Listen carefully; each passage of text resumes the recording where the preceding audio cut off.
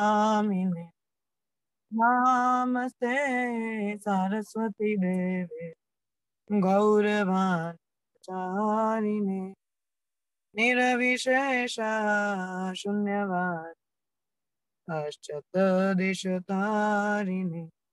जय श्री कृष्ण चैतन्य प्रभु नित्यानंद श्री अद्वैत गदाधर श्रीवासादि गौर भक्तवृंद। जय श्री कृष्ण चैतन्य प्रभु नित्यानंद श्री अद्वैत गदाधर श्रीवासादि गौर भक्तवृंद। जय श्री कृष्ण चैतन्य प्रभु नित्यानंद श्री अद्वैत गदाधर श्रीवासादि गौर भक्तवृंद। जय गौर जय गौर। हरे कृष्णा कृष्णा कृष्णा हरे हरे हरे राम राम राम हरे हरे हरे कृष्णा कृष्णा कृष्ण कृष्णा कृष्ण हरे हरे हरे हरे राम राम राम हरे हरे हरे कृष्णा कृष्णा कृष्णा हरे हरे हरे राम राम राम हरे हरे हरे कृष्णा कृष्णा कृष्णा हरे हरे हरे राम राम राम हरे हरे कृष्णा कृष्णा कृष्णा हरे हरे हरे राम राम राम हरे हरे कृष्णा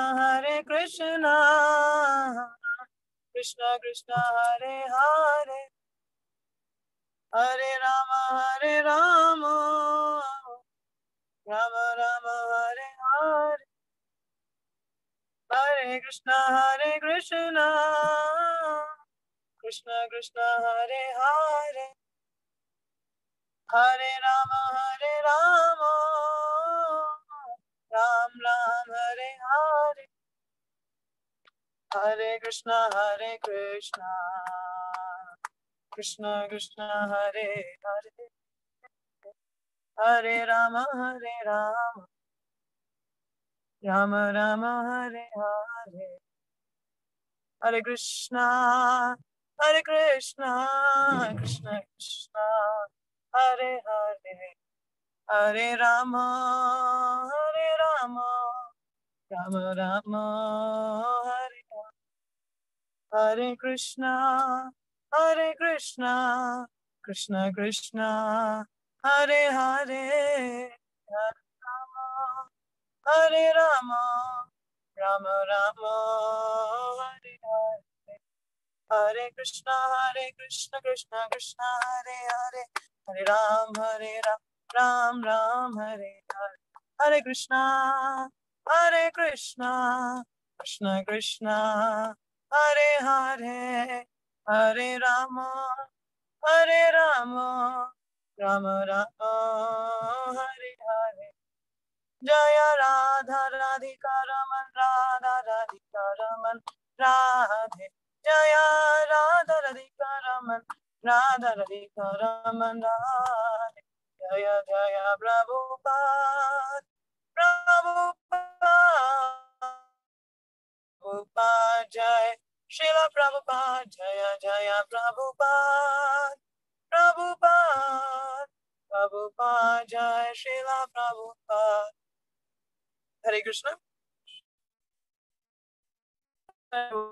आज जो भगवत गीता क्लास है हमारे संग में प्रभु जी जुड़े हैं यहाँ इस्कॉन इंदौर से। तो आज का भगवत गीता क्लास वही लेंगे। तो हम लोग पढ़ेंगे 6 चैप्टर ही अपना भगवत गीता का, श्लोक संख्या 13-14 चर्चा करेंगे हम लोग।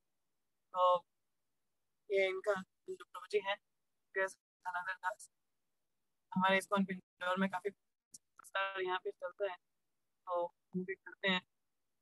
आज हमारा सौभाग्य है कि आज हमसे हम लोग श्रवण करेंगे। तो उन्होंने पहले भी आई थिंक भागवतम क्लास हम लोगों का लिया है, तो आज भगवत गीता भी ले रहे हैं। तो आप उनकी भी कृपा है हम पे कि आज थोड़ा समय निकाल रहे हैं हमारे लिए। तो अभी प्रभु जी जुड़ चुके हैं साथ में। तो प्रभु जी यू कैन स्टार्ट, आप स्टार्ट कर सकते हैं, होस्ट हैं आप, you can start the class. तो भक्तगण धीरे धीरे जुड़ेंगे ही। तो आप शुरू कर सकते हैं अपना, ठीक है?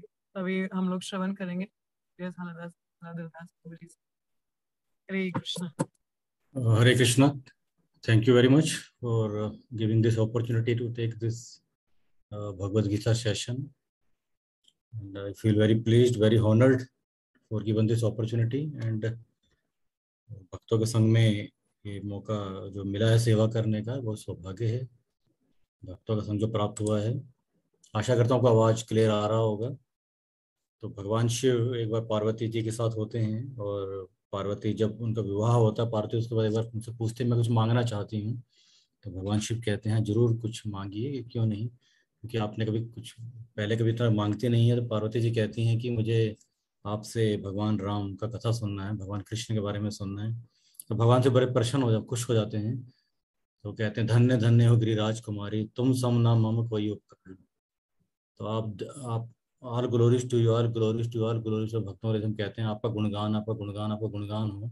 आपका जैसा कोई मुझ पर कोई उपकारी नहीं है कि कृष्ण कथा कहने का मुझे सौभाग्य आप दे रही हैं। तो सौभाग्यशाली हैं, मैं भी, मेरा सौभाग्य है, मुझे भगवत गीता आज का कहने का मौका मिल रहा है। तो आज हम छठा अध्याय पढ़ रहे हैं भगवत गीता का। तो मुझे बताया गया कि 13वां-14वां श्लोक, उस पर हम चर्चा कर रहे हैं आज का। हम उस पर ही आगे पढ़ेंगे 13 तो 14 श्लोक पर, फिर प्रयास करेंगे थोड़ा सा उस पर चर्चा करने का।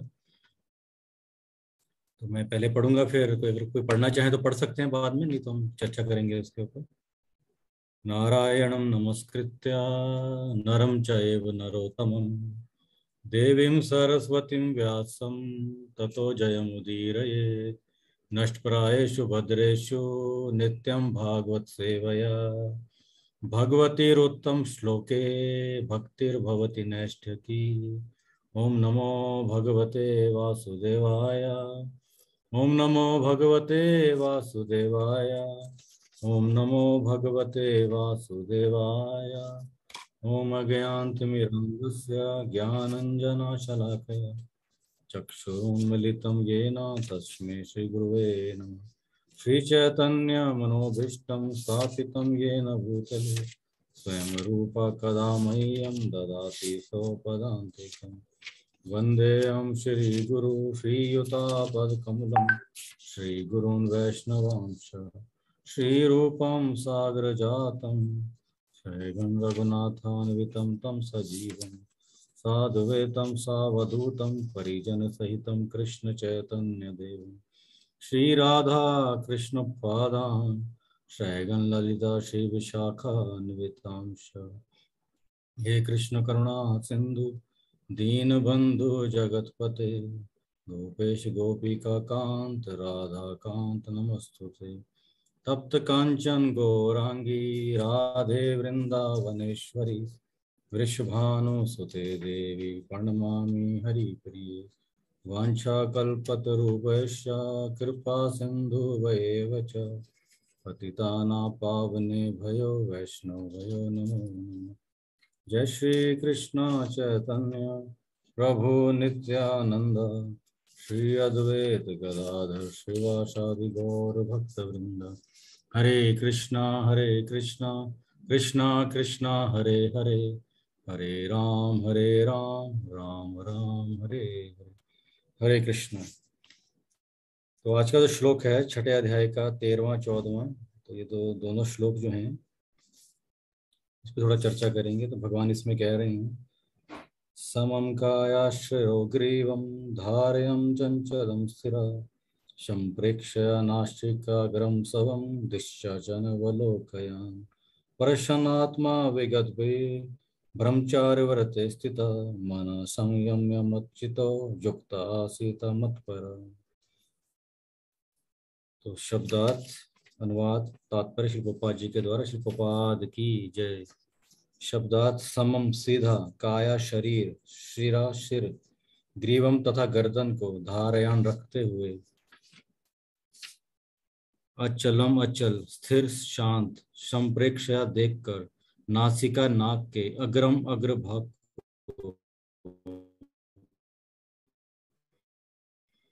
स्वयं अपनी लोक अनवलोकन ना देखते हुए, शांत अविचलित,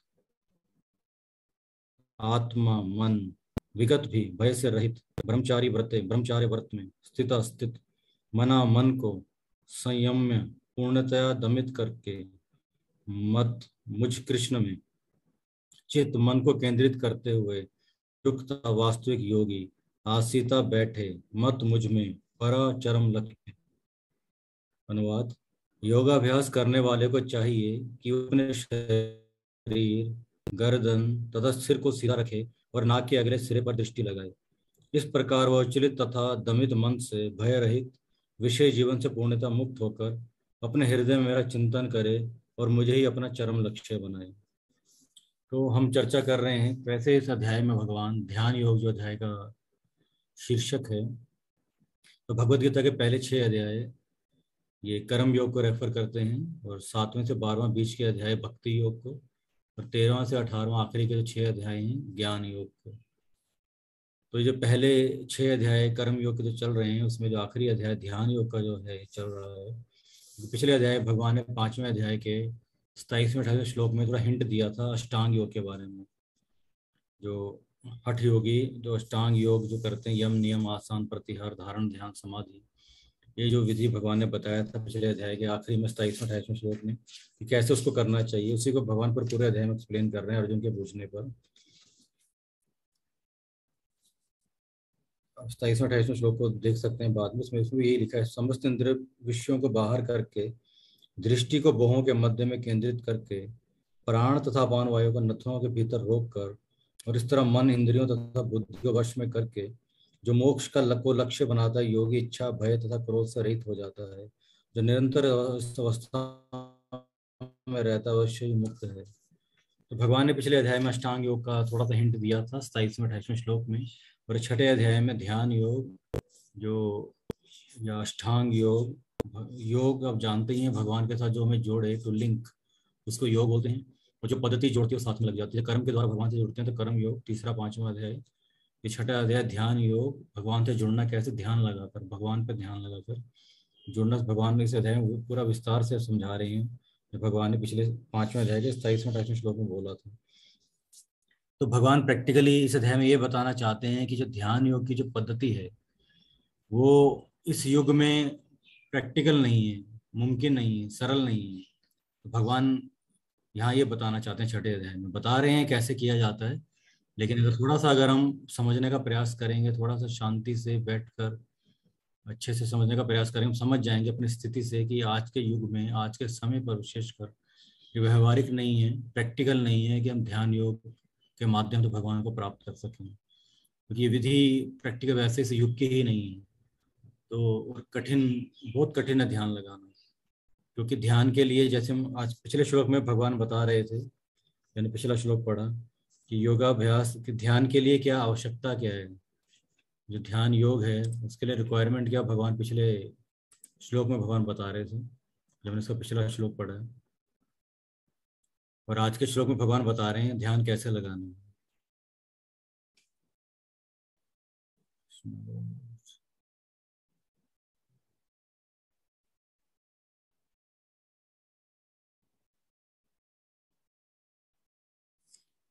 तो ध्यान योग अध्याय चल रहा है, तो पिछले श्लोक में हम क्या पढ़ रहे थे कि ध्यान योग लगाने के लिए बैठना किस तरह से है, उसकी रिक्वायरमेंट क्या है, आवश्यकता क्या है, ध्यान लगाना है तो ध्यान लगाने के लिए कोई विधि होगी, बैठ किस तरह से हम बैठेंगे, किस तरह से ध्यान लगाना उसमें बताया गया है, जो बैठने की विधि जो है।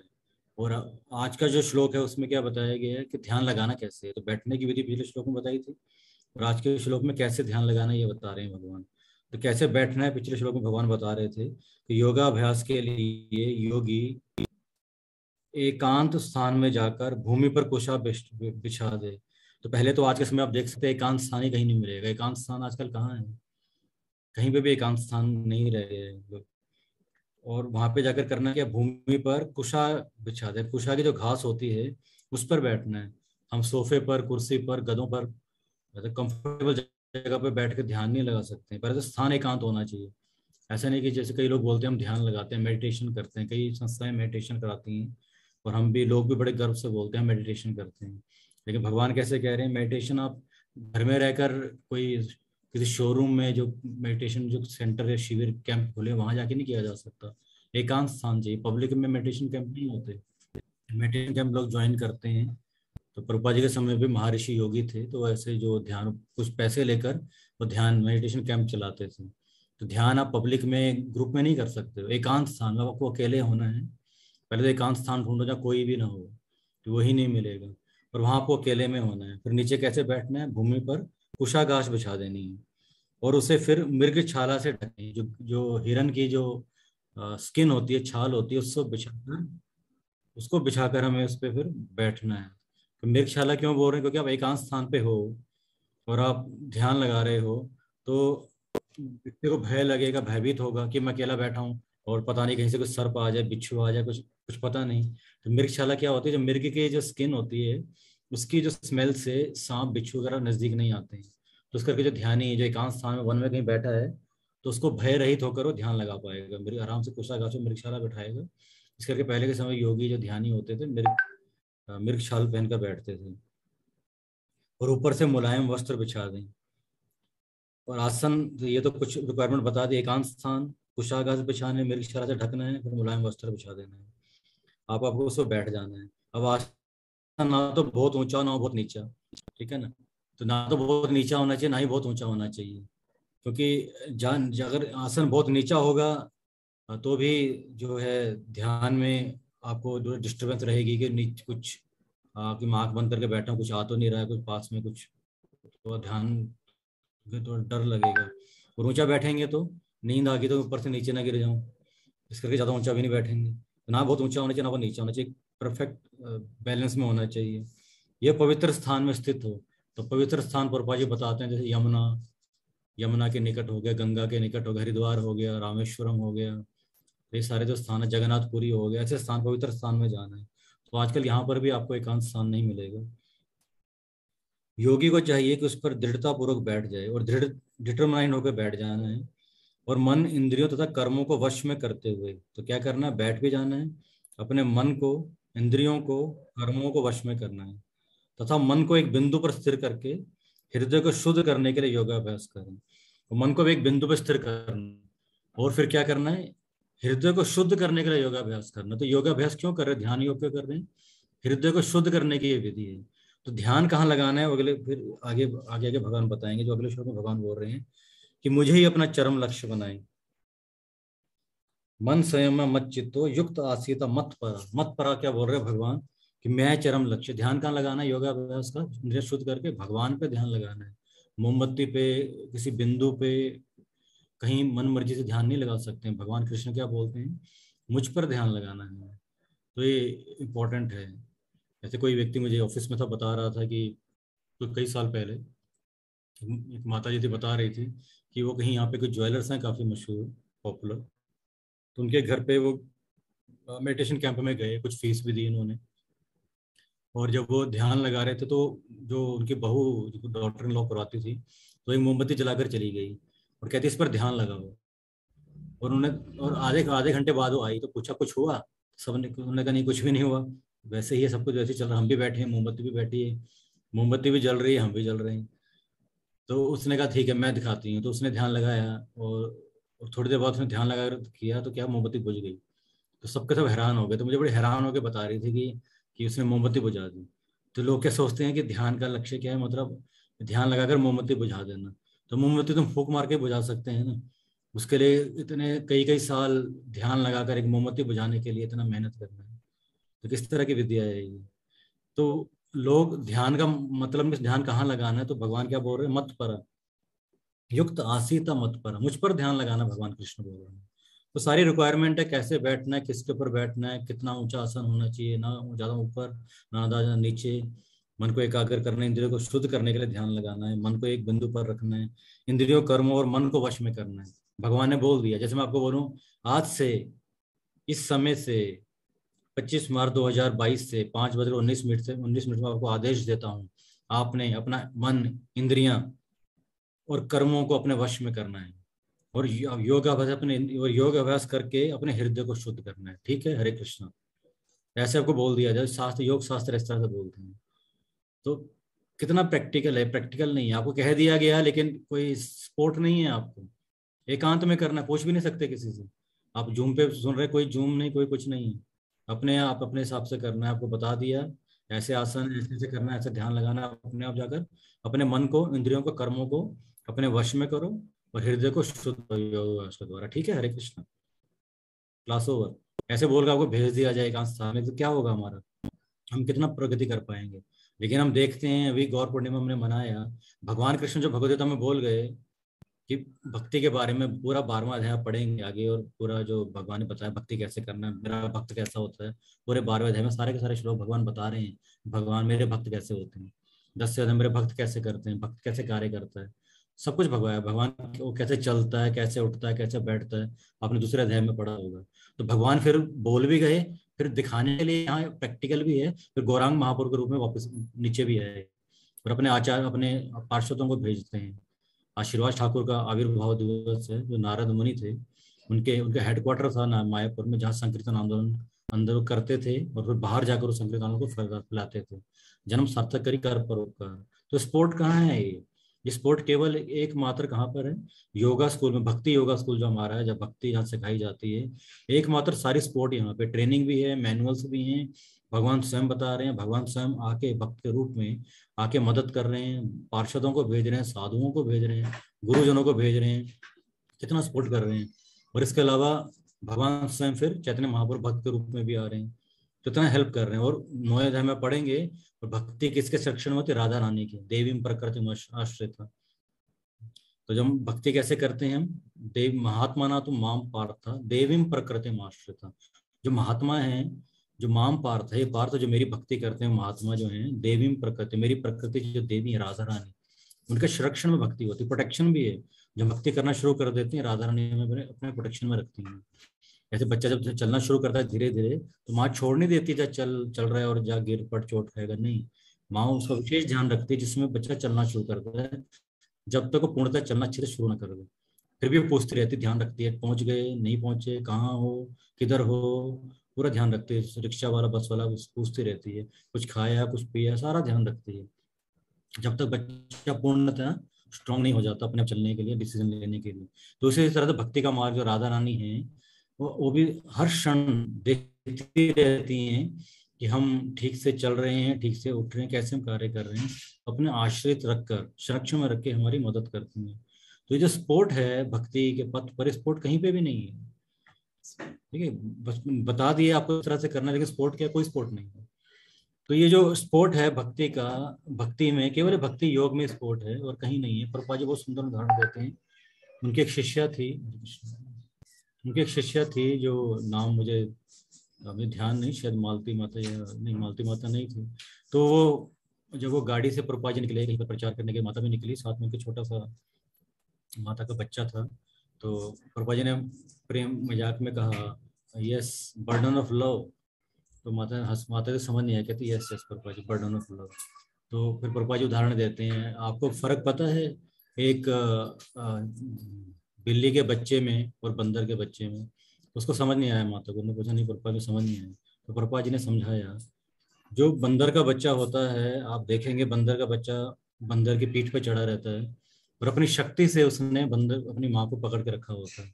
और जो बंदरी होती है, वो क्या, एक पेड़ से दूसरे पेड़ पे छलांग लगाती है, दीवार से दूसरी दीवार पे छलांग लगाती है, इधर भागती उधर भागती है, बंदर लटका रहता है उसके साथ अपनी शक्ति के बल पर। तो बंदरी से कोई सपोर्ट नहीं होती उसकी माँ से उसको। और दूसरी तरफ जब हम देखते हैं कि बिल्ली होती है, अपने बच्चों को कैसे रखती है, अपने मुंह में पकड़ के रखती है। कहीं कहीं लेकर जाती है एक जगह से दूसरे स्थान पर, तो अपने मुंह में उसको रख के लेके जाती है, खुद उसका ध्यान रखती है। तो प्रभुपाद जी को समझ में आया, तो उसने बोला नहीं प्रभुपाद। तो प्रभुपाद जी ने समझाया ये फर्क है भक्त भक्त में, भक्ति के पथ पर, और योगी ज्ञानी ध्यानी जो अलग अलग पथ है उनमें। क्योंकि योगी को, ध्यानी ज्ञानी को क्या करना पड़ता है, अपनी क्षमता पर, अपनी शक्ति पर, भक्ति योगी योग के पथ पर, ज्ञान के पथ पर, ध्यान के पथ पर चलना पड़ता है, अपनी क्षमता के पथ पर चलना पड़ता है। कोई सपोर्ट नहीं है बाहर से, एक्सटर्नल सपोर्ट नहीं है, किसी तरह की कोई सपोर्ट नहीं मिलती। लेकिन भक्ति के पथ पर कैसा है, जैसे बिल्ली बिल्ली बिल्ली के अपने बच्चे को मुंह पकड़कर कैरी करके ले जाती है। लेकिन और अन्य पथ कैसे हैं, जैसे बंदरी को बंदर के बच्चे, उसके बच्चे ने खुद अपनी शक्ति से पकड़ना होता है। अगर छूट गया तो गिर गया, तो चोट खाएगा। तो बाकी पथ भी ऐसे हैं।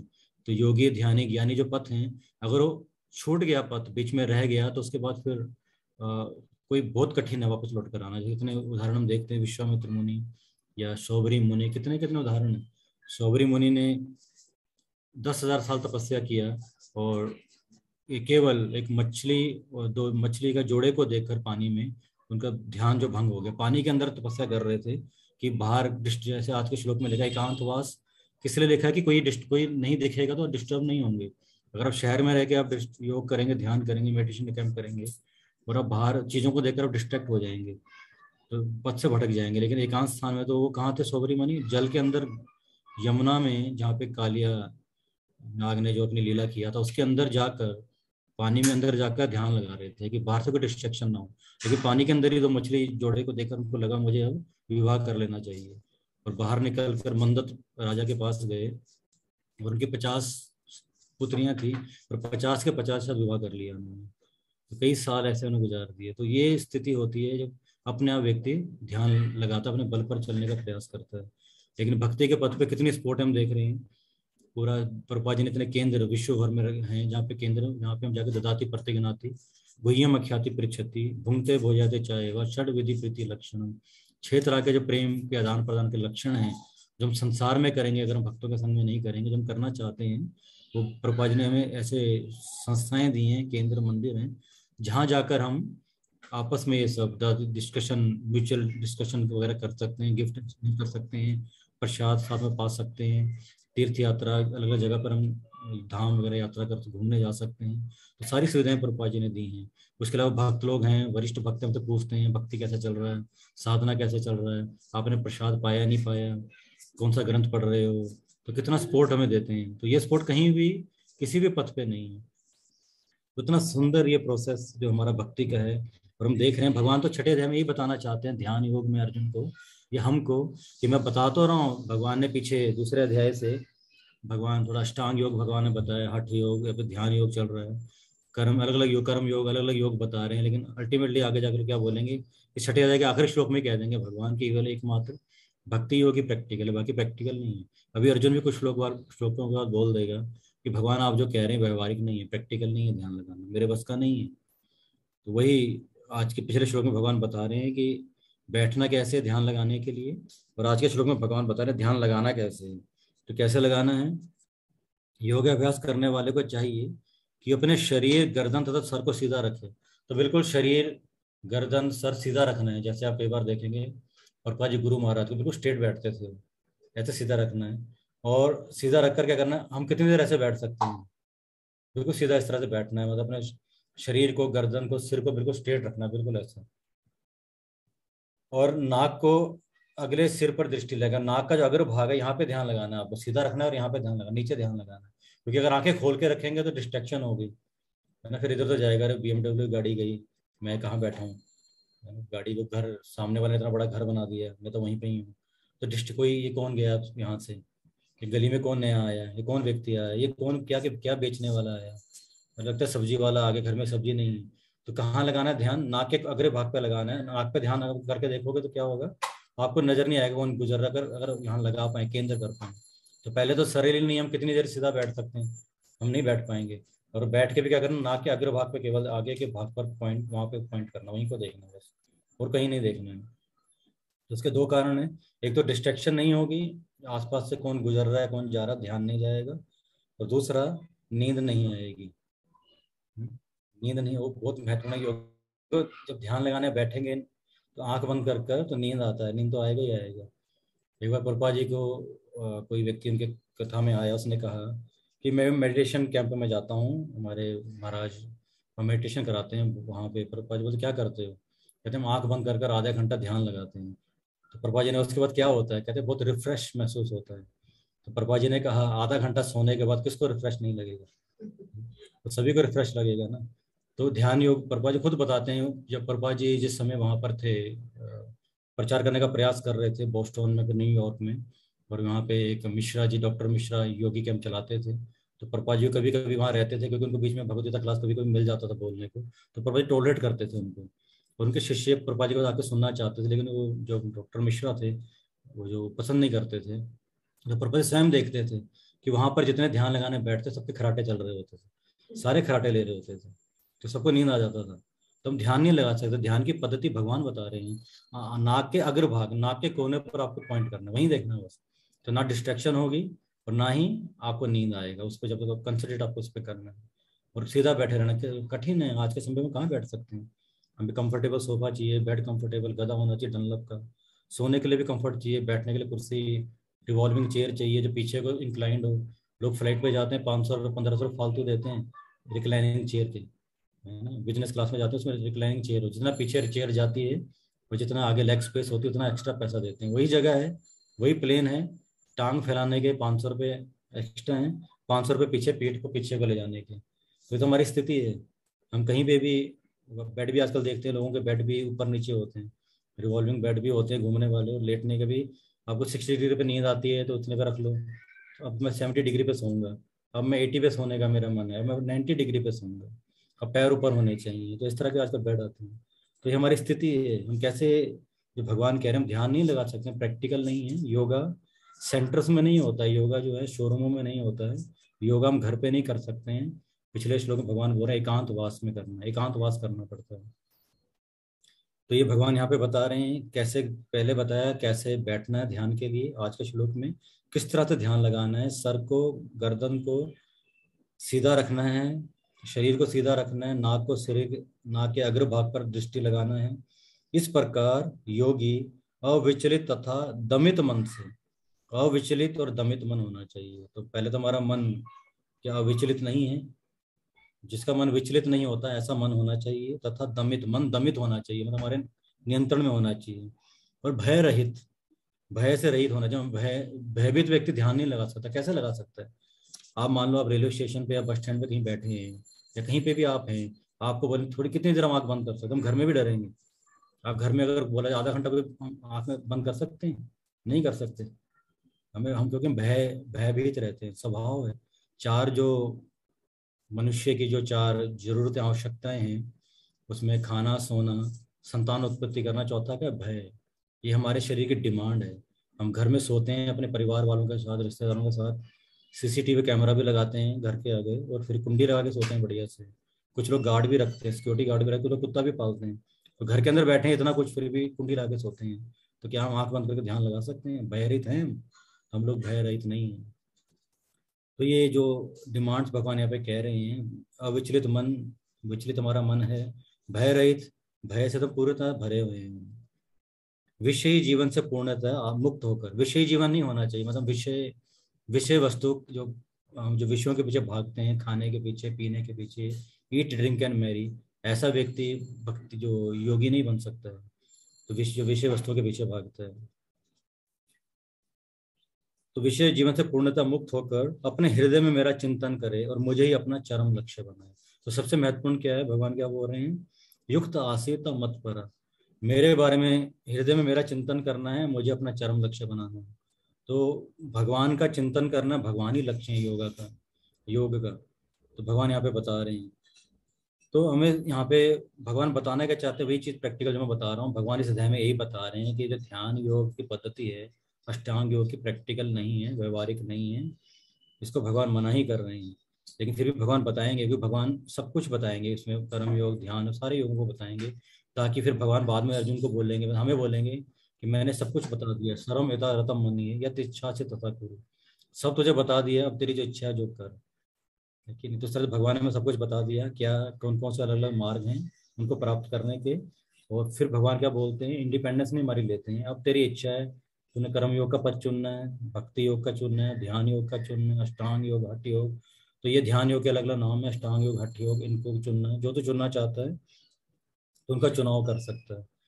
तो जो अष्टांग योग है तो हम उसमें यम, नियम, आसन, प्राणायाम, प्रत्याहार, धारण, ध्यान, समाधि, तो ये 8 जो स्टेप होते हैं अष्टांग योग के, जो भगवान इसमें ध्यान योग में बता रहे हैं। सबसे पहले यम और नियम, तो डू एंड डोंट्स। तो यम होता है जो डोंट्स हैं, जो नहीं करने हैं, जो भी हम जानते हैं, जो अभी हमने पढ़े इतने कुछ कि ये चीज़ें नहीं करनी है, कि आप कोई विषय जीवन में आसक्त नहीं रह सकते हैं, जो जो डिमांड्स होती हैं ये सब नहीं कर सकते। तो इसका मतलब क्या है, जो ध्यान योग और अलग अलग हठ योग, अष्टांग योग के जो पथ हैं, उस पे जो व्यक्ति ग्रस्त जीवन वाला है, जो व्यक्ति मैरिड लाइफ में है, वो व्यक्ति के लिए ये पथ नहीं है। इन स्कूलों में एडमिशन भी नहीं है, आजकल तो मिलती है, पैसे लेके लोग मेडिटेशन करवाते हैं, लेकिन मेडिटेशन है नहीं। वो व्यक्ति मेडिटेट नहीं कर सकता है, क्योंकि उसका ध्यान वहीं रहेगा। आज मुझे घर की सब्जी भी लेके जानी है, बिजली का बिल जमा नहीं किया, पानी का बिल जमा नहीं किया, स्त्री का चिंतन करेगा, बच्चों का चिंतन करेगा, ऑफिस का चिंतन, बिजनेस का चिंतन, वो व्यक्ति ध्यान नहीं लगा सकता है। तो गृहस्थ जीवन को विषय व्यक्ति को इन स्कूलों में एडमिशन ही नहीं मिलती। केवल एकमात्र भक्ति का जो स्कूल है हमारा, जो हमारा सनातन धर्म है, इसी में केवल गृहस्थ जो भक्त अलाउड है। बाकी किसी पथ में भक्त भक्त जो विषय लोग या गृहस्थ लोग अलाउड भी नहीं है, इसी पथ पे केवल अलाउड है। तो जो धारण नियम, पहले यम है जो नहीं करने हैं, विषय जीवन में नहीं आसक्त हो सकते हैं। और दूसरा जो नियम है, नियम होता है जो करना है, तो जिसमें जो करना बता दिया आपको, एकांत स्थान होना चाहिए, कुशा घास होनी चाहिए, उस पर आपको मृगछाल बिछानी है, फिर मुलायम कपड़ा बिछाना है। आपका जो आसन ना बहुत ना आदि उच्चम ना आदि नीचम ना आधा, ज़्यादा ऊपर होना चाहिए, ज़्यादा नीचे होना चाहिए। फिर उसके बाद आपको क्या करना है, अपना जो ध्यान आपको नाक के अग्रभाग पे केंद्रित करना है, अपने मन, कर्म और इंद्रियों को अपने वश में करना है, योगाभ्यास करके हृदय को शुद्ध करना है। और उसके बाद करके क्या करना है, सीधा बैठना है, गर्दन को, सिर को, नाक को, सबको सीधा रखना है, आपको नाक के अग्रभाग पर ध्यान लगाना है। तो जो करना है वो होता है नियम। ये सब किस तरह करना है, आसन, आसन जो हम पढ़ रहे हैं श्लोक में, कैसे बैठना है, ये आसन हो गया। उसके बाद प्राणायाम, तो इस सबका पर्पज क्या, प्राणायाम करने का। प्राणायाम मतलब अपने जो प्राणायाम आप समझते ही होंगे, जो योगा गुरु आप देखते हैं टीवी पे आते रहते हैं, क्या नाम उनका, रामदेव बाबा जी। तो रामदेव बाबा जी जो सिखाते हैं आसन, तो आसन ही सिखाते हैं, यम नियम नहीं बताते हो, क्या करना क्या नहीं करना नहीं बताएंगे वो। क्या बताएंगे, केवल आसन करना है, आसन, आसन और प्राणायाम, ऐसे बैठना है और प्राणायाम करना। प्राणायाम में क्या होता है, आपको अपनी जो ब्रीदिंग प्रोसेस है, जो ये सांस लेने की जो पद्धति है, इसको धीरे धीरे कंट्रोल करना होता है। क्योंकि हम सब जीवन में एक श्वास लेकर आए, कितना श्वास हर कोई लेकर आए, कि कोई 1 लाख श्वास लेगा, 1.5 लाख श्वास लेगा। तो जीवन हमारा क्या है, श्वास है। हम कितनी सांस लेते हैं, कितनी सांस छोड़ते हैं, इतना हमारा फिक्स है, गिना हुआ है, उससे ऊपर नीचे नहीं हो सकता है वो। तो उस करके योगी क्या करता है, प्राणायाम, वो श्वास को रोकता है और धीरे धीरे उस पर कंट्रोल पाता है। क्यों, क्योंकि वो अब अगर श्वास कम लेगा, रोकने की प्रैक्टिकल प्रैक्टिस करेगा, तो क्या होगा, वो लंबे समय तक जी पाएगा, क्योंकि उसने श्वास पूरे लिए नहीं। मान लो किसी ने 1 लाख श्वास लेना था, और 1 लाख श्वास लेने में उसको 30 साल लगेंगे, तो योगी 30 साल की जगह 150 से 200 साल, 250 साल भी जीते हैं। जैसे हम जानते हैं हिमालय वगैरह पर जो योगी होते हैं, कैसे वो श्वास को रोकने की पद्धति पर काम करते हैं। तो क्यों रोक रहे हैं, क्योंकि जो ये योग, जो ये अष्टांग योग का पथ है, उसमें बहुत समय लगता है, सालों सालों लग जाते हैं। क्योंकि आपको सब कुछ खुद ही करना है, अपनी अपनी क्या अपने बल पे करना है। कोई सपोर्ट, एक्सटर्नल सपोर्ट कोई नहीं है आपके पास, मतलब अकेले हैं, कोई मदद नहीं करेगा आपकी। तो आपको एक लंबा जीवन चाहिए। पहले के समय में सत्युग में लोग 60-60 हजार साल ध्यान लगाते। डुगरी मैंने में चर्चा किया, तो उन्होंने भी तरह ध्यान लगाया, 10 हजार साल या 30 हजार साल। हिरण्यकशिपु को हम जानते हैं, उन्होंने 100 साल देवताओं के, 36 हजार साल तक ध्यान लगाया। तो इतना साल, काफी समय लगता है इस प्रोसेस में। ध्यान को अपने बल पे आपने क्या करना है, अपनी इंद्रियों को, मन को, कर्मों को नियंत्रण पे करना है। तो अपने बल पे करने के लिए क्या होगा, आपको आपको शक्ति चाहिए, तो सामर्थ्य चाहिए, तो कैसे आएगा, वो अपने खुद ही करना है। इस करके प्राणायाम करते हैं, सांस को रोकने का। आपने देखा होगा ना, जैसे वो सिखाता है योगा गुरु, तेज से सांस लेता है, तो देखते हैं आप, वो क्या कर रहा है, प्राणायाम कर रहा है वो सांस को कंट्रोल कर रहा है वो। जैसे हम सांस जल्दी जल्दी लेते हैं, उसको धीरे कर लेते हैं प्रोसेस को, ताकि आयु लंबी हो जाए। तो ये उनका क्या है, प्राणायाम। उसके बाद आता है प्रत्याहार, धारण, ध्यान, समाधि। प्रत्याहार होता है, अब अपने इंद्रियों को नियंत्रण करना है, जो खाने की वस्तु, पीने की वस्तु, उसको उससे उस पर नियंत्रण करना, नहीं उनके पीछे नहीं जाना है।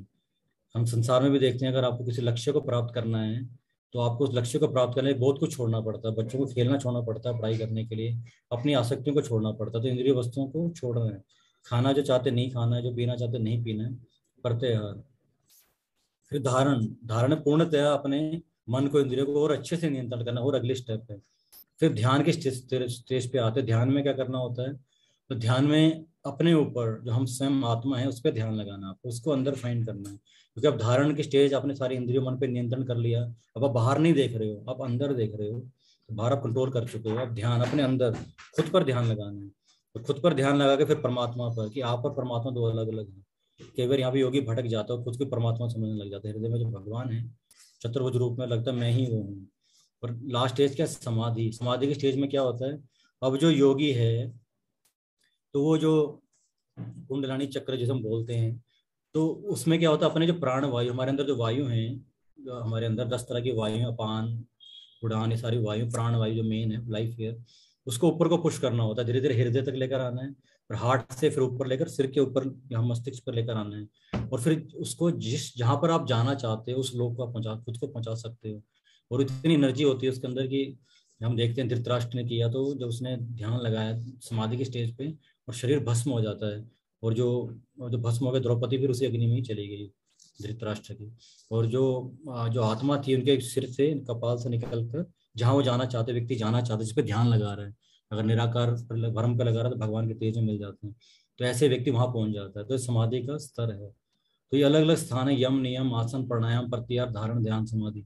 लेकिन आप देखेंगे यम नियम सिखाया नहीं जाता, डू एंड डोंट्स, सीधा आसन और प्राणायाम पे बात होती है बस।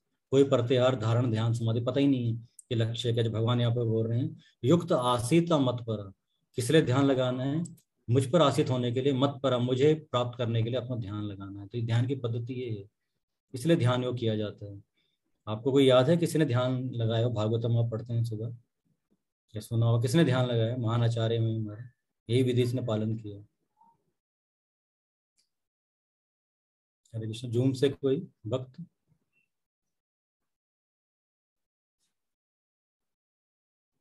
किसी के बारे में बताना चाहेंगे, उदाहरण जिसने ध्यान, मैंने आपको कुछ उदाहरण दिए असुरों के या ध्यानी ज्ञानियों के, कोई भक्त का उदाहरण देना चाहेंगे जिन्होंने इस पद्धति का पालन किया? राजा परीक्षित प्रभु जी। नहीं, राजा परीक्षित ने तो कहाँ ध्यान लगाया, वो तो कथा सुन रहे हैं ना भागवत में, जो सुबह सुनते हैं, वो तो कथा सुन रहे हैं सुखदेव गोस्वामी से। जिन्होंने ये ध्यान जो आप सुखदेव सुन रहे हैं ना, गोस्वामी, व्यासदेव जी प्रभु जी। नहीं नहीं, अब मैं दोबारा पढ़ता हूँ। सुखदेव प्रभु जी, सुखदेव गोस्वामी। नहीं, अब दोबारा सुनिए जो मैं बोल रहा हूँ, ध्यान तो सुनिए उसको। एकांतवास, एकांत स्थान पे रहना है, ये तो एक हो गया। और आज के श्लोक में जो बताएगा, शरीर गर्दन सिर को सीधा रखकर नाक को अगले सिर पर दृष्टि लगाएं, अवचरित दमित मन से, भय रहित कौन था? कौन था भय रहित? विषय जीवन से पूर्णतः मुक्त होकर अपने हृदय मेरा चिंतन करे, मुझे अपना चरम लक्ष्य बनाए। कौन कर रहा था? भगवान को चरम लक्ष्य बनाकर हृदय में ध्यान लगा रहा था, तो भगवान प्रकट भी हो गए। दोनों भागवतम में आते हैं। प्रहलाद महाराज जी। अब सारे प्रहलाद महाराज ने, प्रहलाद महाराज ने माँ के घर में भागवतम सुना था। वो तो बोलते हैं, वो क्या कहते हैं, वो कीर्तन विष्णु, पहले वर्ड क्या होता है? शरणवतम, शरणतम सुन, शरणतम कीर्तनम विष्णु, मतलब भगवान का नाम का कीर्तन करो, जप करो। नवदा विधि जो ने बताई है: श्रवण, कीर्तन, स्मरण, वंदन, पाद सेवन, दास्यम, साख्यम, आत्म निवेदनम। दो उदाहरण है, भागवतम पढ़ते हैं बार बार उनके नाम आते हैं, दोनों ने यह इस पद्धति का पालन किया। लेकिन जो मेन भगवान बोल रहे इसका किया उन्होंने लास्ट में, साथ में ये तो किया, लेकिन क्या किया उन्होंने? युक्त आसीता मत पर, मुझ पर, मुझे चरम लक्ष्य बनाकर मुझ पर ध्यान लगाया, अपना चित्त जो है भगवान पर अर्पण किया। संयम्य मत चित्ता युक्त आसीता मत पर, अपने मन को पूर्णतः दमित करके मुझ कृष्ण में चित्त को, मन को केंद्रित करते हुए ध्यान लगाया उन्होंने। तो पालन यही किया, अष्टांग योगी कर रहे थे, यम, नियम, आसन, प्राणायाम, प्रत्याहार, ध्यान, धारण, समाधि। ये जो 8 स्टेप हैं अष्टांग योग के या ध्यान योग के, इसको उन्होंने किया। कौन इतने सुंदर उदाहरण है? एक का तो आविर्भाव दिवस है, सुबह मैंने पहले बताया था ना आपको। और एक उनके शिष्य हैं, बालक थे छोटे, 4-5 साल के। अभी भी नहीं? ध्रुव ध्रुव बस हाँ जी, ध्रुव महाराज ध्रुव महाराज। मगर ठीक है, ध्रुव महाराज नारद मुनि, तो उन्होंने अष्टांग ही पद्धति का पालन किया, लेकिन साथ में क्या किया नारद मुनि ने, क्या दिया ध्रुव महाराज को? मंत्र भी दिया था साथ में करने को, ओम नमो भगवते वासुदेवाय। और उनको उनको भगवान, वो छोटे बच्चे थे, भगवान देखे नहीं थे, तो फिर उन्होंने क्या बोला, नारद मुनि को बताया भगवान कैसे दिखते हैं, भगवान कृष्ण या विष्णु।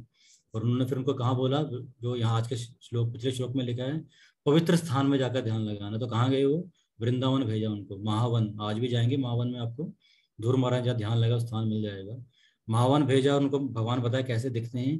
ध्रुव महाराज ने मिट्टी से भगवान का मूर्त बनाया और उस पर ध्यान लगाते थे ध्रुव महाराज। कैसा ध्यान लगाया? ये तो कर ही नहीं सकते जिन्होंने किया है, कोई कल्पना नहीं कर। छोटा सा बच्चा थे 4-5 साल के, एक पाँव में खड़े हो गए थे वो। और क्या किया उन्होंने? ये प्राणायाम, प्रत्याहार, धारण, ये जो धीरे धीरे स्टेज ऊपर बढ़ती, प्राणायाम में सांस को रोकना है, धीरे धीरे कंट्रोल करना है। और धारण में क्या करना है? इनहेलिंग को एक्सहेलिंग, एक्सहेलिंग को इनहेलिंग। जो सांस हम अंदर लेते हैं उसको बाहर के लेने की सांस, बाहर छोड़ने की सांस बना देनी है। और जो सांस हम बाहर खींच छोड़ते हैं उसको अंदर वाली कर, उल्टा कर देना काम उनका जो प्रोसेस है, लेकिन कुंभक स्टेज बोलते हैं, भगवान के पीछे कहीं लिखा हुआ है। तो उसको किया उन्होंने। और कैसे किया? और तपस्या हम जानते हैं उनके। पहले 6 महीने, पहले 3 दिन केवल वो क्या खाते थे, जो नीचे गिरे हुए जो फल होते हैं, 3 दिन में एक बार, तोड़ते नहीं थे वो फल भी, कोई मनुष्य खाते नहीं, उनको भागवतों में आगे पढ़ेंगे, अब तक तीसरे आगे चौथे स्कंद में जाएंगे। उन फल को खाते थे 3 दिन में केवल एक बार। फिर क्या किया? उनको लगा नहीं नहीं मैं ज्यादा भोग कर रहा हूँ अभी भी। फिर 6 दिन में एक बार सूखे पत्ते खाते, नीचे गिरे हुए, फिर उनको खाते थे, क्योंकि उनको सूखा पत्ता खाते थे, क्योंकि किसी का जीवन नहीं ले रहे हैं, है कि नहीं। तो उसके बाद फिर क्या किया, ये लगा अभी भी मैं ज्यादा मैं भोग कर रहा हूँ, एंजॉय कर रहा हूँ, मैं योगी नहीं हूँ। फिर 9 दिन में एक बार जल पीते थे वो, 9 दिन में एक बार। फिर 12 दिन में क्या किया, एक बार सांस लेते थे, केवल 12 दिन में एक बार सांस लेते थे। तो ये योग में ऐसा स्ट्रॉन्ग, इतना कठिन योग का डिमांड है शास्त्रों के अनुसार। और फिर 6 महीने में क्या किया उन्होंने? सांस लेना भी छोड़ दिया। और सारे तीनों सृष्टि में त्राही त्राही मच गई, देवताओं सबके सांस रुक गई, कि फिर भगवान के भागे भागे आए कि ये क्या हो रहा है, इस हमें हमें सांस लेने में तकलीफ क्यों हो रही है, पूरे सृष्टि में कोई सांस नहीं ले पा रहा। तो भगवान ने बोला चिंता मत करो, मेरा भक्त है, तो परेशान नहीं कर रहा वो, तो उसकी तपस्या से ऐसा हो रहा है, मैं इसको जाके मना शांत करता हूँ। तो ध्रुव महाराज ने इसको करके दिखा प्रैक्टिकली। 4-5 साल का बालक है, लेकिन कैसे किया? एकांत स्थान में गए, पवित्र स्थान में गए, जो अष्टांग योग बताया, ब्रीदिंग पढ़ने, जो पढ़ना है, यम नियम जो बोले थे, क्या नहीं करना है और क्या करना, नारद मुनि ने बताया। फिर प्राणायाम किया, ब्रीदिंग प्रोसेस कंट्रोल किया, धारण को अच्छे से कंट्रोल किया, प्रत्याहार, इंद्रियों को इंद्रिय वस्तु से खींच लिया, खाना ही नहीं है, पीना ही नहीं है, कुछ छोड़ दिया उसको। फिर धारण पे आए, है ना, और एक्सट्रीम। फिर उसके बाद क्या है, ध्यान पे आए, फिर ध्यान लगाया भगवान अपने पर, फिर भगवान पर। फिर समाधि के स्टेज पे आ गए, और समाधि क्या बोलते हैं, समाधि स्थित जब हो गए, फिर उसके बाद क्या हुआ, भगवान को सामने प्रकट होना पड़ा हृदय से। भगवान जहाँ ध्यान कहाँ लगा रहे थे, तो भगवान यहाँ बोल रहे हैं, युक्त आसीता मत पर, संयम्य मत चिता, युक्त आसीता मत पर, मेरे पर ध्यान लगाना है। वो जो ध्रुव महाराज कर रहे थे, तो व्यवहारिक है, प्रैक्टिकल ध्रुव महाराज ने करके दिखाया। जो आगे अर्जुन मना कर देगा, भगवान बोले हो सकता है, लेकिन अभ्यास योग युक्त है ना, प्रैक्टिस से हो सकता है। कैसी प्रैक्टिस? ध्रुव महाराज ने जैसे की थी। तो हमारे लिए तो आगे पढ़ेंगे, अभी हमारे लिए तो यही प्रैक्टिकल नहीं है जिसमें लिखा हुआ है। मतलब पहले तो हम एकांतवास नहीं कर सकते, हम घर कहाँ छोड़ सकते हैं, एकांतवास हम कर नहीं सकते हैं, हम तो घर में भयभीत रहते हैं। कुशाघास पे बैठना है, वृक्षाल बिछानी है, मुलायम वस्त्र ढकना है, पवित्र स्थान होना चाहिए, दृढ़ता से बैठना, मन इंद्रिय कर्मों को वश में करना, हृदय शुद्ध करना योगाभ्यास के द्वारा। फिर आज के श्लोक में बता रहे हैं कि कैसे नाक के अग्रभाग में ध्यान लगाना है, सीधे बैठो, तो सर है, शरीर है, गर्दन है, सीधी होनी चाहिए। कितना देर बैठेंगे हम ऐसे? और ये कांस्टेंट प्रोसेस है, ये इसमें ब्रेक नहीं है। अभी तो आप कथा सुनेंगे, फिर बोलेंगे अभी सोच रहे हो कब खत्म होगी, प्रभु जी बक बक करते ही चले जा रहे हैं, ठीक है ना। तो प्रोसेस है, आप अभी कथा कर लेंगे, उसके बाद वो अपना आराम से बैठेंगे, लेटेंगे, कहीं बाहर जाएंगे, प्रसाद पाएंगे, कुछ कुछ कीर्तन सुनेंगे, कुछ भी कर सकते हैं, तो भक्ति का पार्टी माना जाएगा, अंगी माना जाएगा। लेकिन इसमें कोई ब्रेक नहीं है कि आप मेडिटेशन करने, टीवी में ऐड आए जी मेडिटेशन कराते हैं जी, चलिए जी। बहुत सारे मेडिटेशन कैंप हैं, कई अलग अलग नाम है, पॉपुलर बहुत हैं। आप वहाँ पे गए, 1 घंटा 5 से 7 महीने का 2000 रुपये फीस भरेंगे, आप 1 घंटा करके आएंगे, उसका जो मर्जी करें, फिर अगले दिन जाएंगे। इस तरह से नहीं होता है। एकांतवास, परिवार में रहकर, समाज में रहकर योग नहीं होता, फिर हिमालय जाना ही पड़ेगा या धामों पे जाना पड़ेगा। तो ये सब विधि है, तो प्रैक्टिकल नहीं है, व्यवहारिक नहीं है। एक तो ये सब व्यवहारिक नहीं है, दूसरा हमारा शरीर के लिए स्पोर्टिव नहीं है, तीसरा स्पोर्ट कोई नहीं है, कोई एक्सटर्नल स्पोर्ट नहीं है, बाहर से कोई स्पोर्ट नहीं आपको करेगा, आप ले ही नहीं सकते हैं, ठीक है ना, क्योंकि आपको एकांत में करना है। तो हर तरह से देखेंगे आप, हमारे लिए बिल्कुल भी प्रैक्टिकल नहीं है। तो ध्रुव महाराज जो कर रहे थे वो तो हमारी कल्पना से ही परे, हम कर ही नहीं सकते हैं, लेकिन मिनिमम डिमांड भी हम पूरी नहीं कर सकते हैं योगा का। जो योग या ध्यान ज्ञान के अलग अलग पथ हैं, तो तीनों पथ एक ही हैं, भगवान की ओर ही ले जाते हैं। जो ज्ञान योग है, ध्यान योग, भक्ति योग एक ही है। पिछले श्लोक में आपने शायद पढ़ा होगा तात्पर्य में, यहाँ पे लिखा है, जब कुछ श्लोक पहले बताया हुआ है, प्रभा जी बताते हैं। पिछले श्लोक में यहाँ पर 9वें श्लोक में भगवान बता रहे हैं यहाँ पर कि जो ज्ञान योगी, ध्यान योगी और भक्त जो है एक ही लक्ष्य की ओर जा रहे हैं। तो उदाहरण क्या, लेकिन अलग अलग स्टेज पर हैं। उदाहरण प्रभा जी देते हैं सूर्य का। तो जो सूर्य की अग्नि, सूर्य की जो रोशनी है, जो रेज है, सन रेज, किरणें हैं, और जो सूर्य लोक है स्वयं, और सूर्य देव जो अंदर रह रहे हैं, तीनों में कोई अंतर नहीं है, लेकिन तीनों में अंतर भी है। कोई अगर सूर्य किरण को के बारे में पढ़ रहा है तो उसको, और कोई सूर्य लोक को में चला गया, सूर्य लोक के बारे में स्टडी कर रहा है, और एक सूर्य लोक के अंदर ही घुस गया, सूर्य देव के साथ बैठा है, तो तीनों में अंतर है कि नहीं? तीनों में अंतर है, नहीं भी है तीनों स्टूडेंट एक ही चीज, एक ही फील्ड के हैं, सन के ही हैं, सन गॉड की उसी की स्टडी कर रहे हैं, लेकिन लेवल अलग अलग है। कभी यहीं बैठा है सूर्य किरणों को देख रहा है कि यही सब कुछ है। तो जो ज्ञानी है वो क्या सोच रहा है कि सूर्य की किरणें सब कुछ है, निराकार है, धन धन निराकार, तो सूर्य किरणों को सब कुछ समझ रहा है। और जो उसके बाद जो ऊपर जो ध्यानी है वो क्या सोच रहा है, वो सोच रहा है कि जो सूर्य का लोक है, सो जो गोल है, यही सब कुछ है, उसका स्टूडेंट है वो। लेकिन जो भक्त कौन है, वो सूर्य के अंदर चला गया और सूर्य देव के साथ बैठ के बात कर रहा है। तो ये फर्क है, भगवान का सेवा कर रहा है। तो जो ज्ञानी ध्यानी भक्त में अंतर क्या है? जो भगवान के निराकार ब्रह्म में जो लोग रहते हैं वो ज्ञानी लोग हैं, भगवान निराकार है, भगवान से जो उनके शरीर से कांति आती है, उसका एफुलजेंट ब्रह्म ज्योति, उसको मानते हैं वो, तो उसको स्टडी कर रहे हैं। तो काफी समय लगेगा, उन्हें भी कहाँ जाना है, तो भगवान के धाम, उसको स्टडी करना। वो योगी हैं जो ध्यान लगाते हैं हृदय में, जैसे ये सब बताया गया यहाँ पे ध्रुव महाराज लगा रहे थे। तो ये सेकंड स्टेज है, भगवान जो लोग हर जगह कण कण में मौजूद है हृदय में, परमात्मा, ये उसकी स्टेज है योगी की। और टॉप मोस्ट स्टेज किसकी? भक्त की है। भक्त कहाँ है? और भक्त भगवान के साथ गोलोक धाम में जाकर भगवान के साथ भगवान का सेवा कर रहा है। तो एक ही इसके स्टूडेंट है, लेकिन अलग अलग लेवल पे हैं। परपा जी उदाहरण देते हैं यहाँ पे, तात्पर्य के अंदर ही परपा जी बता रहे हैं यहाँ पर। एक तो मैंने आपको बता ही दिया कि भक्ति के पथ पर केवल छूट है। आप गृहस्थ हो सकते हैं, स्टूडेंट हो सकते हैं, बिजनेसमैन हो सकते हैं, आप कुछ भी हो सकते हैं, भक्ति में सबको अलाउड है, क्योंकि राधा रानी बड़ी मर्सीफुल है, सबको अलाउड है, कोई इसमें बंदिश नहीं है। लेकिन जो बाकी पथों पे क्या बंदिश है, उसमें अलाउड नहीं है। बाकी उसमें केवल ब्रह्मचारी सेलिब्रेट ही अलाउड है, कि जो ज्ञान योग भक्तियों के पथ पर। और यहाँ पे आगे क्या बता रहे हैं, 269 में 259 में क्या लिखते हैं पप्पा जी, विषय विनिर्तन्ते निरस्य रस देहिना रसोप्यस्य परम दृष्टवा निवर्तते।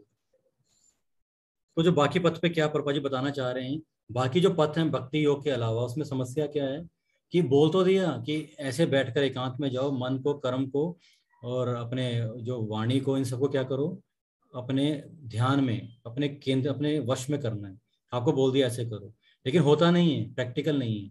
लेकिन भक्त आसानी से कर पाता है, क्यों? भक्त को क्या है, विषय विनर्तन्ते निरस्य रस देहिना परम दृष्ट निवर्तते, हाइयर टेस्ट है भक्त के पास। तो भक्त क्या है, खाना नहीं खाना है उसको, ये बंदिश नहीं है। जैसे प्रहलाद महाराज क्या कर रहे थे, नहीं फल नहीं खाना, ये नहीं खाना, ऐसा नहीं है। भक्त क्या करता है, खाना खाना, भोग लाके खाना। तो भक्त भगवान को 56 भोग लगता है और भक्त फिर उसको प्राप्त करता है।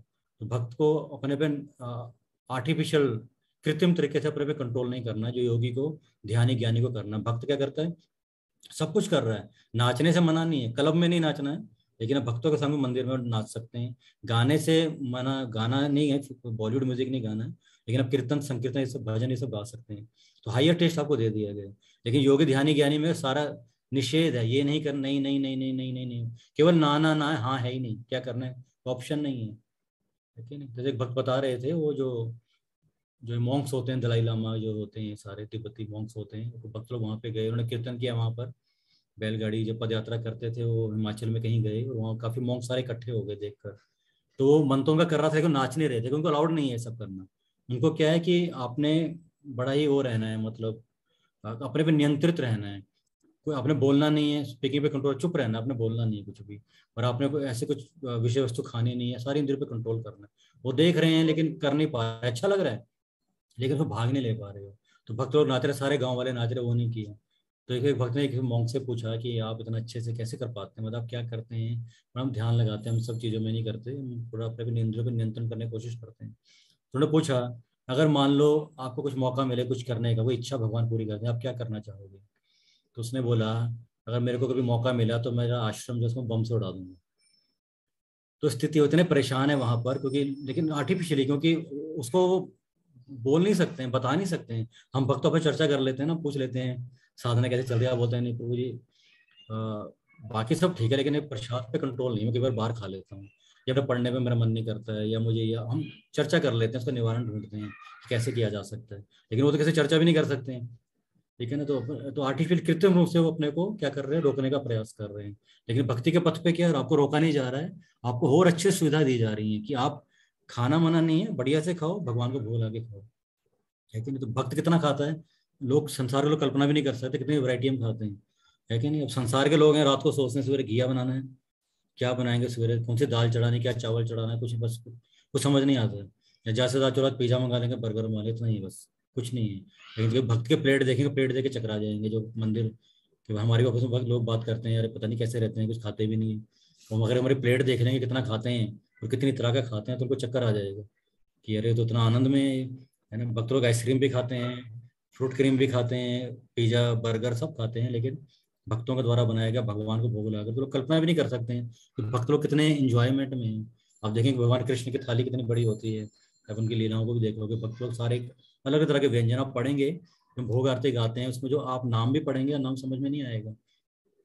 हम जानते हैं राधा रानी, सी राधा रानी जो है भगवान कृष्ण को एक बार जो है 12 तरह के अचार भोग बना के देती हैं। 12 तरह के अचार हैं, बाकी तो चीजें छोड़ दो, तो 12 तरह के अचार भगवान कृष्ण एक बार में खाते हैं। और भगवान के धाम में जब भगवान को भोग लगता है, कोई चीज रिपीट नहीं होती है, जो ये आज बन गया दोबारा नहीं खाना है। हमें तो तीसरे दिन वही अरहर की दाल खानी है, या राजमा खाना है, चिट्टे छोले खाने, वही रिपीट हो रहा है ना, तो नया क्या है। लेकिन भगवान के धाम में अचार भी 12 तरह के राधा रानी एक बार देती हैं, और रिपीट नहीं होंगे, वो हर बार एक नई वैरायटी है। लेकिन हमें समझ नहीं आता है, हमें लगता है ऐसा थोड़ा हो सकता है। जैसे कोई विदेशी है, कोई अमेरिकी चाइनीज, कोई अमेरिकी आ जाएगा, चाइनीज रशियन को इधर आ जाएगा ना भारत, तो अमेरिकी का सोचेगा बस पिज्जा बर्गर ही होता है जी, ब्रेड है जी, बस यही होता है, कुछ नहीं, यही खाना है। लेकिन अगर भारत में आ जाएगा और भारत के हर एक स्टेट में चले जाएगा, वो जम्मू चले जाए, वो पंजाब में आ जाएगा तो उसे लस्सी मिलेगी, परोठा मिलेगा, हरियाणा जाएगा दूध के बने अलग अलग प्रोडक्ट्स मिलेंगे, गुजरात जाएगा ढोकला मिलेगा, तो ऐसे अलग अलग स्थानों पर जाएगा, नहीं नहीं राजस्थान जाएगा, उनके अलग व्यंजन है कि नहीं। तो जहाँ जाएगा तो उन सबको आप इंडिया के, सिर्फ भारत देश के अगर आप सारे जो पदार्थ हैं भोजन के, उनको इकट्ठा करो, कितनी वैरायटी बन जाएगी। यमुना माता हमारे प्रभुपाद के शिष्य हैं, जो गोविंद महादेव पुरुष मंदिर में बसता है, उन्होंने एक किताब लिखी है, इसको मिल जाएगी आपको। उसमें 1000 रेसिपी हैं भगवान को भोग, 1000 तरह की रेसिपी हैं, एक माता ने दी है। तो लगा लो कितनी वैरायटी है, इसी भूमि की बात कर रहा हूँ मैं तो, भगवान के धाम की बात ही नहीं कर रहा हूँ। तो कितनी वैरायटी है यहाँ, मतलब भक्तों के समाज में, और भगवान के धाम में कितनी वैरायटी हम कल्पना ही नहीं कर सकते, कल्पना से परे है। तो कितना परम दृष्ट निवर्तत, इतना आनंद है, कितना कुछ है। स्वादु स्वादु स्वादु स्वादु पदे पदे, हर क्षण पे क्या है, स्वाद ही स्वाद है, आनंद ही आनंद है। तो इस करके भगवान इस अध्याय में ध्यान योग में क्या बता रहे हैं, अर्जुन जो पूछ रहा है अलग अलग योग, क्योंकि अर्जुन को पता है कि जो कलयुग के जीव हैं बोलेंगे नहीं मैं तो इसको फॉलो करता हूँ, मैं इस प्रोसेस फॉलो करता हूँ। तो सारी पद्धति भगवदगीता में बताई जा रही है। हम 6ठे अध्याय में ध्यान योग पर चर्चा कर रहे हैं। भगवान विस्तार से पिछले श्लोक में भगवान ने बताया कि कैसे बैठना ध्यान लगाने के लिए। आज के श्लोक में भगवान क्या बता रहे हैं, कैसे ध्यान लगाना है, कैसे सीधा बैठकर नाक के अग्रभाग पर, सिर शरीर गर्दन सब सीधी होनी चाहिए, नाक के अग्रभाग पर ध्यान लगाना है। लेकिन ध्यान कहाँ लगाना है, क्या बोलते हैं भगवान, युक्त आसीता मत पर संयम्य मत कृष्ता, अपना चित्त मुझ में लगाओ, मत पर एकमात्र मेरे में ध्यान लगाना है। तो बता रहे ध्यान कहाँ लगाना है आज के श्लोक में। लेकिन हमने तो 2 श्लोक में समझने का प्रयास किया, भगवान बता यही रहे हैं कि ये प्रैक्टिकल नहीं है। तो हमारे प्रभुपाद जी भक्तों के कृपा से हमें जल्दी पता लग जाता है कि प्रैक्टिकल नहीं। तो पूरा 6ठा अध्याय पढ़ने के बाद आखिरी श्लोक भगवान बोलेंगे कि प्रैक्टिकल केवल भक्ति योग का पथ है। तो ठीक है, आशा करता हूँ आपको मैं कुछ प्रॉपर कुछ बता पाया हूँ, सेवा ढंग से कर पाया हूँ। अगर कुछ किसी की जिज्ञासा कमेंट टिप्पणी कुछ हो तो कर सकते हैं। हाँ, हरे कृष्णा, बहुत बहुत हरे धन्यवाद कृष्णा। प्रभु जी। हाँ, yes, माता जी please go ahead, you have some question. Hare Krishna Prabhu ji. हाँ जी, पहले तो बहुत बहुत शुक्रिया, आज का काफी इंटरेस्टिंग हमारा रहा ये। मुझे ये बताइए प्रभु जी, कुशाग्रास की क्यों इतनी इम्पोर्टेंस है? कुशा घास को माता जी बहुत शुद्ध माना जाता है। और ये हमारे जितने भी हमारे जो भक्ति से या हमारे जो हम रिलीजियस रिचुअल भी करते हैं, जो भी हम घर में जो भी हम करते हैं, रीति रिवाज करते हैं, कुशाकाश बहुत महत्वपूर्ण है। हर हर हर किसी भी यज्ञ के लिए कुशाकाश बहुत महत्वपूर्ण है। तो वो इसीलिए, लेकिन हर कुछ भगवान से ही आ रहा है, भगवान ने कुशाकाश दिया है। जिस समय भगवान ने वराह के रूप में पृथ्वी को जब निकाल कर लेके गर्भोदक सागर से निकाल कर लेकर आए और पृथ्वी को उसके स्थान पर टिका दिया, जो हिरण्याक्ष ने नीचे पृथ्वी को डाल दिया था, हिरण्याक्ष ने किया क्या था, सारा सोना निकाल लिया, सारा सोना और जीवल सारे निकाल लिए थे पृथ्वी से। और जो उससे के बैलेंस होने के कारण पृथ्वी, क्योंकि पृथ्वी में बैलेंस है हर मेटल हर एक चीज का, पृथ्वी गर्भोदक सागर में गिर गई। तो वराह के रूप में भगवान आए वो लीला करने के लिए, और अपने जो टस्क है उससे उठाकर पृथ्वी को बाहर ले आए। और बाहर लेकर जब आए तो भगवान ने रख दिया, और भगवान जैसे पशु करता है, भगवान ने पशु की लीला कर रहे हैं, तो भगवान ने खुद को झाड़ा ऐसे। तो भगवान ने खुद को झाड़ा तो जो उनके बाल गिरे उससे कुशाकाश बनी, और जो पानी गिरा उससे जो तिल, आप तिल यूज करते हैं ना, शनिवार को लेने आता है तिल का तेल, तिल जब यूज करते हैं तो उस बूंदों से तिल बना, और बाल जो गिरे तो कुशाकाश बनी। तो भगवान स्वयं दे रहे हैं कि यज्ञ की ये रिक्वायरमेंट है। तो ये हम बात कर रहे हैं, हम ये समझने का प्रयास कर रहे हैं। बाकी पथ पे रिक्वायरमेंट बहुत ज्यादा है, ये करो ये करो, ये चाहिए ये चाहिए ये चाहिए। अब यज्ञ करने जाओगे पंडित बोलेगा कि शुद्ध देसी घी चाहिए, तिल होना चाहिए, कुशाकाश होनी चाहिए, जबकि ग्रहण लगता है उसमें अपने कुशाकाश डालनी, ये घास डालनी, वो डालो ये डालो कहते हैं ना। लेकिन भक्ति के पथ पे कोई रिक्वायरमेंट नहीं, कोई नहीं कुछ बोलता। आपको क्या बोलेंगे, कुछ भी आप बोलेंगे, बड़े दुख में हैं, सुख में हैं, ये समस्या है, क्या बोलेंगे भक्त लोग, कोई बात नहीं, chant Hare Krishna and be happy, Hare Krishna Krishna Krishna Hare Hare, Ram Ram Ram Hare Hare. तो ये विधि है जो शास्त्रों में दी गई हैं, और उस विधि के जो इंग्रेडिएंट्स है भगवान देते हैं। ठीक, एक और प्रश्न मेरा, भगवान की लीलाएं तो कंटिन्यूअसली चल रही है और अभी भी चल रही है, मतलब हम अभी ये पढ़ रहे हैं तो अभी भी चल, क्या ये कोई नोट डाउन कर रहा है? भगवान की लीलाएं जो चल रही हैं बिल्कुल नोट डाउन हो रही हैं। तो एक तो शंकरशन जी स्वयं कर रहे हैं, गुणगान करते रहते हैं अपने मुख से, आप सुनते ही होंगे। इससे सारी सृष्टि टिकी हुई शंकरशन, और जो शंकरशन है वो एक नाग के रूप में भगवान शिव के गले पर भी हैं। तो उन लीलाओं को भक्त जो गुणगान कर रहे हैं, जैसे जो हम भागवत अब सुबह पढ़ते हैं, तो सुखदेव में परीक्षित महाराज एक बार की लीला में नहीं है, ये भी कहीं लीला चल रही है, कहीं पे शौनक आदि ऋषि इकट्ठे होकर भागवत कर रहे हैं किसी सृष्टि के किसी कोने पर। तो निरंतर लीला है, क्योंकि जो भगवान के भक्त जैसे गोपगण पढ़ते हैं ना कृष्णा बुक में, गोपगण शाम को लौट कर आते हैं, क्या करते हैं, वो आके बताते हैं कृष्ण ने ये किया, कृष्ण ने उस असुर का वध किया, आज कृष्ण ने ऐसा किया। तो वो आके गोपियों को बताते हैं, गोपियां क्या करती हैं, आपस में चर्चा करती हैं, दूसरे गांव तक पहुंचती हैं, तीसरे गांव तक पहुंचती हैं, ब्राह्मणी को पता लगता है, तो ऐसे घूमती हैं। पहले श्रुतिधर होते हैं, और जब व्यासदेव फिर उसको लिखित रूप में छोड़ देते हैं। तो आप पढ़ेंगे पर अपने पहले स्कंद की संप्रायण नदी का नाम आता है, संप्रयास, व्यासदेव वहां पे सरस्वती नदी के तट पे बैठकर लिखने लगे। अच्छा। तो जो उन्होंने सुना, क्योंकि हर बार व्यासदेव भी लिखेंगे, पर हर बार व्यासदेव जो है भगवान कृष्ण के स्वयं अवतार नहीं होते हैं, कई बार कोई जीव तत्व भी हो सकता है शक्तिशाली। लेकिन इस बार हम इतने भाग्यशाली हैं, कृष्ण जी स्वयं आए, व्यासदेव भी श्री कृष्ण है, गौरांग महाप्रभु श्री कृष्ण है, देख रहे हैं कृष्ण, और गदाधर हैं, नित्यानंद, सारे के सारे भगवान के अवतार हैं। तो बड़े विशेष युग में, इस करके इसको धन्य कली बोलते हैं, ये कलयुग बहुत धन्य है। अच्छा, मतलब आप बोल रहे हैं कि इस टाइम भी कोई ना कोई, ये जैसे वृंदावन में बैठे हैं या कहीं पे भी है, ये ऑल ओवर वर्ल्ड है क्या, कहीं पे भी ये कोई नोट डाउन कर रहा है? तो फ्यूचर में हम इन चीजों को पढ़ेंगे या प्रेजेंटली भी पढ़ सकते हैं? मतलब मेरे कहने का मतलब ये लिटरेचर के रूप में आ जाएगा, जैसे गीता है हमारे पास। हाँ जी, तो वही है, इस वर्ल्ड में नहीं, ऐसे असंख्य वर्ल्ड, असंख्य सृष्टियां हैं ऐसे। शास्त्र उदाहरण देते हैं, जैसे राई का दाना होता है ना, हाँ, ऐसे एक बोरी में अरबों खरबों राई के दाने होते हैं, हाँ, ऐसे ब्रह्मांड है, कोई गिनती नहीं है उनकी, और सारे के सारे शंकरशन के हुड्स पे ऊपर पड़े हैं। उनको पता, राई के दाना अगर आपके बालों को सिर पे रख दे, आपको पता लगेगा? आप बोल नहीं, तो उनको क्या असर होगा? तो ऐसे उनके ऊपर सारी सृष्टि उनके सर पे ऐसे है। ब्रह्म लीला में पढ़ते हैं कितने तरह तरह के ब्रह्म है, अलग अलग ब्रह्मा जी में, उसको लगता है मैं ये अकेला ब्रह्म हूँ। हाँ। तो इस तरह से असंख्य ब्रह्मांड है, हर जगह फिर व्यासदेव आके लिख देते हैं, और अपने शिष्यों को बोलते लिखो। अच्छा, हाँ, तो ये तो बार बार होता है। इस बार के लिए गीता आपको मिल गई है, व्यासदेव की लिटरेचर हमारे पास है, आचार्य हैं, उसी से प्रपोजन में दे दिया है। अच्छा, इस बार के लिए गीता हमें लिटरेचर मिल गया है। गीता, भागवतम, चैतन्य जो भी है वो इस बार हमें मिल चुका है, इस युग के लिए ऑलरेडी मिल चुका है, इस पृथ्वी के लिए जहाँ पर हम हैं। अच्छा, इस पृथ्वी के लिए यही है। अच्छा अच्छा अच्छा, हाँ इस जी, पृथ्वी के लिए। अच्छा, ठीक है ठीक है। भागवतम सबको ग्रंथ यही रहते हैं, लीला में थोड़ा अच्छा सा 19-20 का फर्क हो सकता है, ठीक है, लेकिन होता सब कुछ ऐसा ही है जनरली।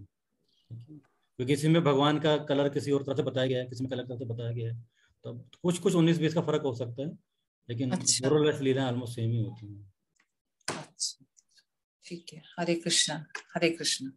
हरे कृष्ण। हरे कृष्णा प्रभु जी। हाँ जी, हरे कृष्ण। जी प्रभु जी, जैसे इस श्लोक में आया है कि डियर की स्किन के ऊपर मतलब आसन बना के बैठना चाहिए, तो वो तो लाइक मरे हुए डियर की अगर स्किन मिल जाए, पहले ऐसे करते होंगे। हाँ जी, हाँ जी। आजकल के टाइम पे भी ये पॉसिबल है क्या? मतलब आजकल के लिए भी बोला गया है कि डियर की स्किन के ऊपर आसन लगाकर बैठना चाहिए। ये जो ध्यान की पद्धति यही रहेगी, चाहे कोई भी युग, कलयुग है, सब कलयुग में भी। सभी युग में पद्धति चेंज नहीं हो सकती ना, जो प्रोसेस चेंज नहीं हो सकती। जो प्रोसेस ध्यान की है, ज्ञान जो भी पथ है किसी के मार्ग का, प्रोसेस विधि वही रहेगी, उसको चेंज नहीं किया जा सकता। तो ऐसा नहीं केवल मरे हुए कि वो लेते थे, राजा का कर्तव्य होता था जो जो योगी हैं उनको ये सारी सुविधाएं प्रोवाइड की करें। तो राजा लोग शिकार करने जाते थे ना, क्योंकि उनको जो जंगल है उसमें जो पॉपुलेशन को एक कंट्रोल में रखना पड़ता था, शेर अधिक ना हो जाए, इम्बैलेंस ना हो जाए, तो जाके शिकार किया करते थे। और उसके बाद जो जो मृगशाला होती है फिर योगियों को देते थे। और आप देखेंगे राजा स्वयं भी जब वो जैसे जब जाते थे, जब वानप्रस्थ लेते हैं या जब चले जाते हैं संन्यास उसमें, तो वो खुद स्वयं भी पहनते थे इसको। आप पढ़ेंगे कितने कितने, जब भरत महाराज कईयों को उदाहरण आएगा, वो पढ़ के इसको पहन कर वो फिर वन को चले गए। तो ये राजा का कर्तव्य होता है। वो भी ठीक है जो किसी मृग की मरी हुई की छाल मिल जाए, लेकिन राजा का कर्तव्य होता है सब चीज़ें प्रोवाइड करना। भक्ति की सुविधाएं हर व्यक्ति को, जो ज्ञानी है, ध्यानी, योगी, सबको सुविधाएं जो है और राजा कर्तव्य प्रोवाइड करना। जब भगवान वेदों में सबके बारे में दिया गया, कोई ज्ञानी को कौन सा पथ का पालन करना है, कैसे करना है, ध्यानी को कैसे करना है, भक्ति को कैसे करना है, ऐसे राजा का भी कर्तव्य है वो सारी सुविधाएं को प्रोवाइड करना। ये गवर्नमेंट का कर्तव्य है, लेकिन आजकल गवर्नमेंट को खुद नहीं पता करके वो किसी को प्रोवाइड नहीं कर सकती चीज़ें। जी प्रभु जी, थैंक यू। किसी और भक्त का कोई क्वेश्चन है?